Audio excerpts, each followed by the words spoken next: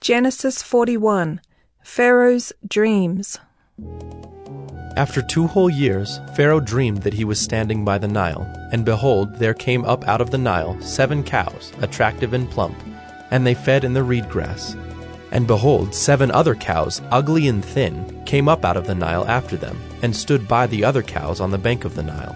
And the ugly thin cows ate up the 7 attractive plump cows. And Pharaoh awoke. And he fell asleep and dreamed a second time. And behold, 7 ears of grain, plump and good, were growing on one stalk. And behold, after them sprouted 7 ears, thin and blighted by the east wind. And the thin ears swallowed up the 7 plump full ears. And Pharaoh awoke, and behold, it was a dream. So in the morning his spirit was troubled, and he sent and called for all the magicians of Egypt and all its wise men. Pharaoh told them his dreams, but there was none who could interpret them to Pharaoh. Then the chief cupbearer said to Pharaoh, I remember my offenses today, when Pharaoh was angry with his servants and put me and the chief baker in custody in the house of the captain of the guard. We dreamed on the same night, he and I, each having a dream with its own interpretation. A young Hebrew was there with us, a servant of the captain of the guard. When we told him, he interpreted our dreams to us, giving an interpretation to each man according to his dream. And as he interpreted to us, so it came about. I was restored to my office, and the baker was hanged. Then Pharaoh sent and called Joseph, and they quickly brought him out of the pit. And when he had shaved himself and changed his clothes, he came in before Pharaoh. And Pharaoh said to Joseph, I have had a dream, and there is no one who can interpret it. I have heard it said of you that when you hear a dream, you can interpret it. Joseph answered Pharaoh, It is not in me. God will give Pharaoh a favorable answer. Then Pharaoh said to Joseph, Behold, in my dream I was standing on the banks of the Nile.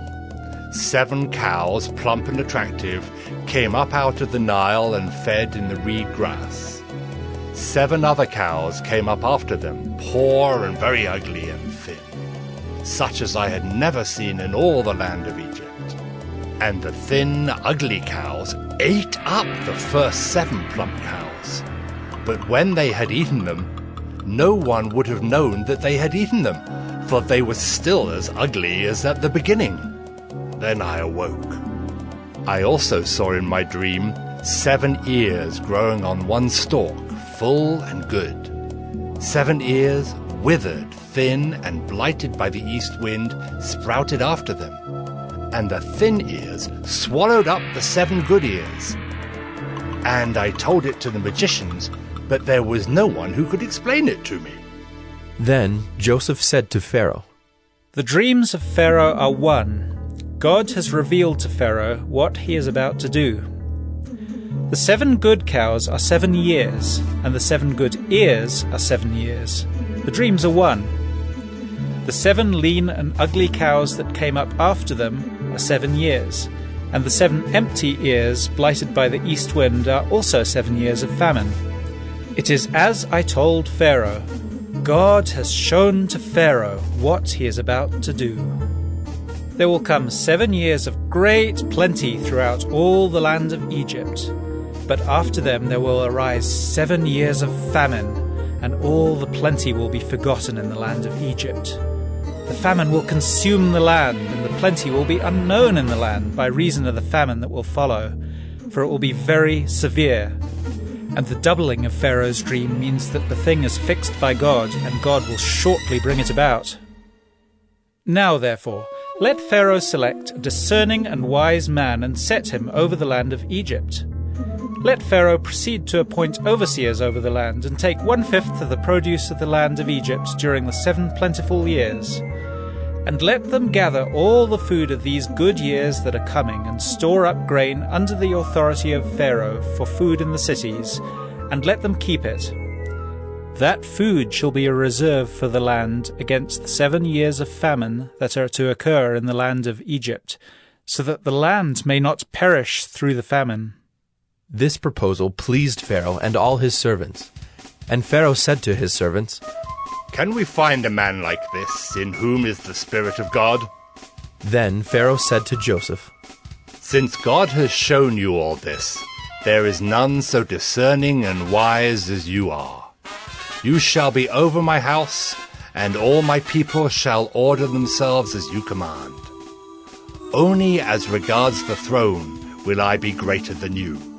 And Pharaoh said to Joseph, "See, I have set you over all the land of Egypt." Then Pharaoh took his signet ring from his hand and put it on Joseph's hand, and clothed him in garments of fine linen and put a gold chain about his neck.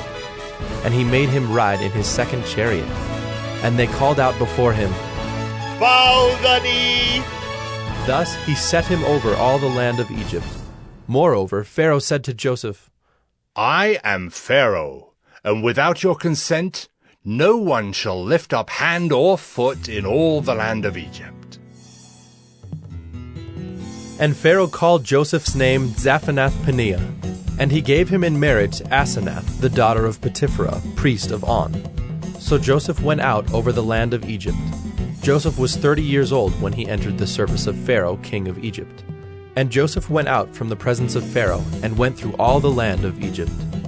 During the 7 plentiful years, the earth produced abundantly, and he gathered up all the food of these 7 years, which occurred in the land of Egypt, and put the food in the cities. He put in every city the food from the fields around it. And Joseph stored up grain in great abundance, like the sand of the sea, until he ceased to measure it, for it could not be measured. Before the year of famine came, 2 sons were born to Joseph. Asenath, the daughter of Potipherah, priest of On, bore them to him. Joseph called the name of the firstborn Manasseh. For God has made me forget all my hardship and all my father's house. The name of the second he called Ephraim. For God has made me fruitful in the land of my affliction. The 7 years of plenty that occurred in the land of Egypt came to an end, and the 7 years of famine began to come, as Joseph had said. There was famine in all lands, but in all the land of Egypt there was bread. When all the land of Egypt was famished, the people cried to Pharaoh for bread. Pharaoh said to all the Egyptians, "Go to Joseph. What he says to you, do." So when the famine had spread over all the land, Joseph opened all the storehouses and sold to the Egyptians, for the famine was severe in the land of Egypt. Moreover, all the earth came to Egypt to Joseph to buy grain, because the famine was severe over all the earth.